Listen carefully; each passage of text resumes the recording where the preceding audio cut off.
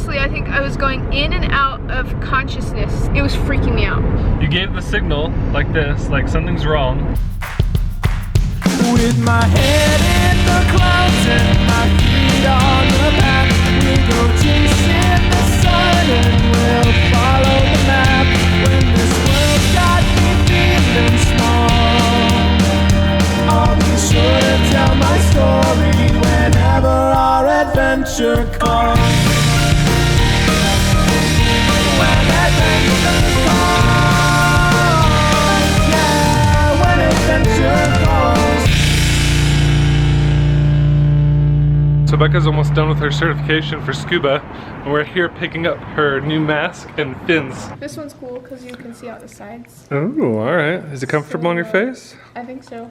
I mean, I think so. Did you try it on? Yeah, well, just like this. Okay. You getting some boots too and some fins? You're gonna be all ready to go for tonight? Pink snorkel. Awesome. Got some shoes, and they look so small because I've been wearing Ryan's. And Yeah. I'm like, oh, these are like baby shit. They fit you good? Good. But I just realized I was like a clown walking around. Okay, I bought all the things to go scuba diving. Not all the things. Not all the things. You bought all the things to go snorkeling. I bought all the things to go snorkeling very well.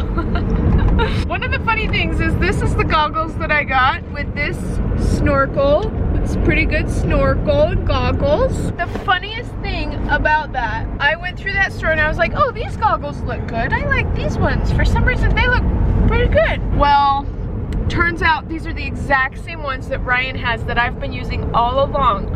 Somehow, deep down in my brain, I've recognized these ones as being pretty good ones.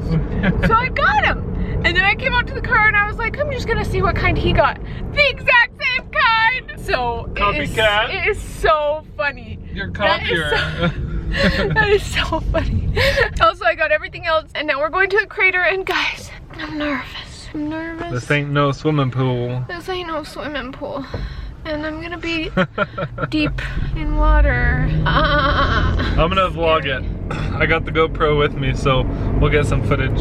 If you see my eyeballs popping out of my goggles, like, then you'll know I'm scared. Another thing about swimming underwater, you can't talk to people. And underwater, you can't really hear people. And underwater, I just feel like everything but blind.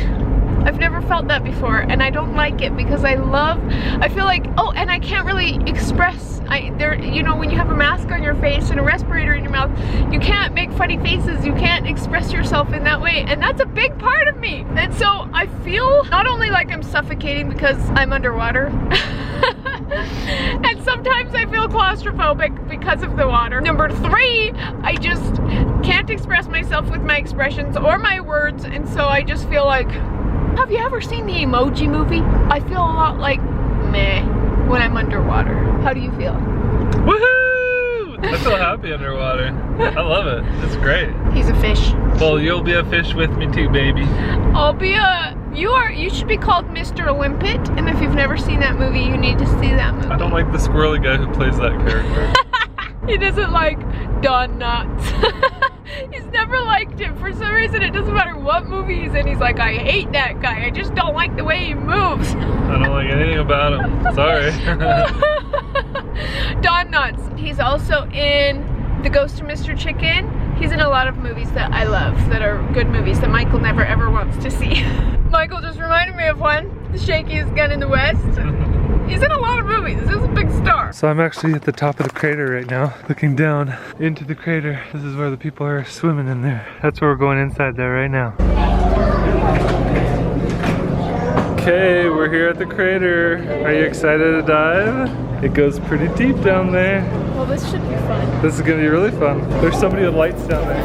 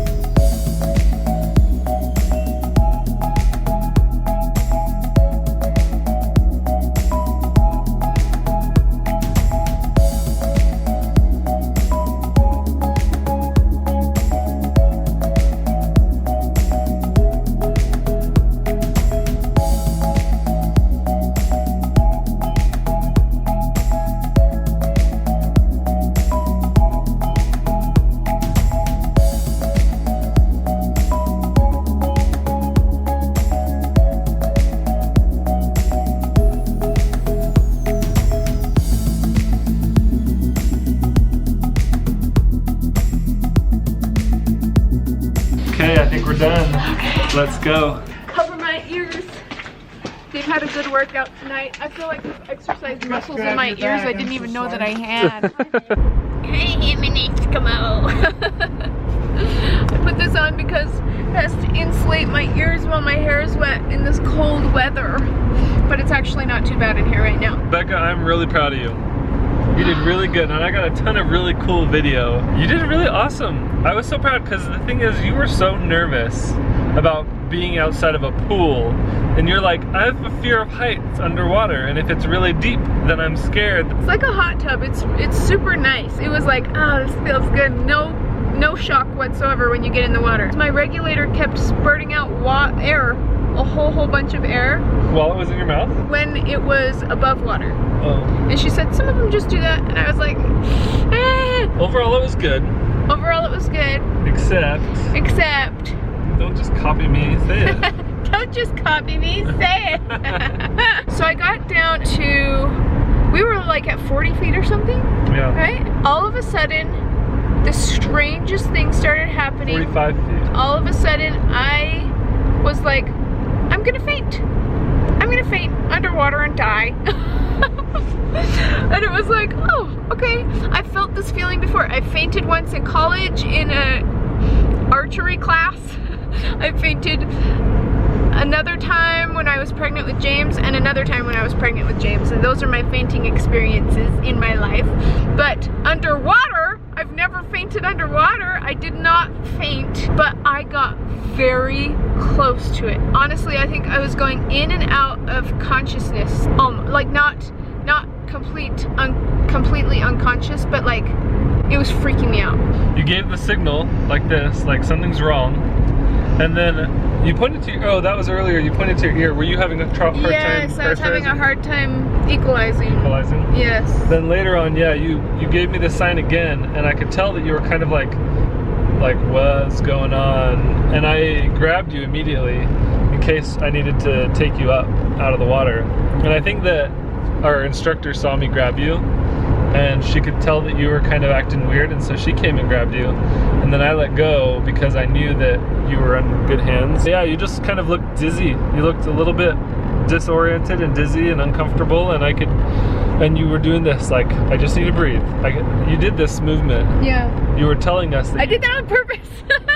I was like, oh, they don't know what's going on with me. Oh, what is going on with me? And then I was like, I'm just gonna breathe. I know what that means. Breathe.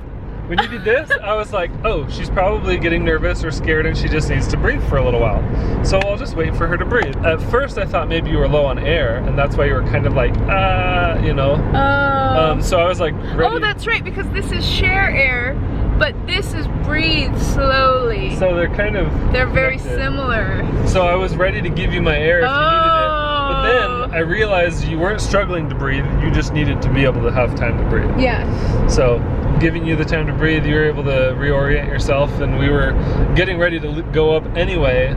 So we just kind of lifted you up out of the water until we... Oh yeah, that was weird because I could feel you guys, I knew you guys were lifting me up out of the water, and I knew you were holding on to me. But at one point, I stopped kicking, and I just felt like, I'm gonna sleep now. Like, and I had no control over it. It was just like... Well, the nice thing about having the mask is you're not gonna be able to breathe in through your nose. Yeah. And you've got the regulator in your mouth. So even if the instructor had to like cover the regulator and hold it into your mouth, you'd still breathe. Like, you're not gonna stop breathing. Except for when I'm sleeping, I always sleep breathing through my nose. When I have a cold and I can't breathe through my nose and I have to breathe through my mouth, I don't get hardly any sleep any of the nights that I have a stuffy nose. But I think you would have tried to breathe in your nose and you wouldn't have been able to, and you would have defaulted to breathing with your mouth. Maybe, I don't know. I don't know. It was really, really weird. I've never felt that sensation, and my whole body felt like it was tipping like this, like going weird directions, and I was like, okay, I don't know which way is up right now. Yeah. Like, I know that it's somewhere up there. I think it's like that, but my body just felt like it was doing this type of a thing.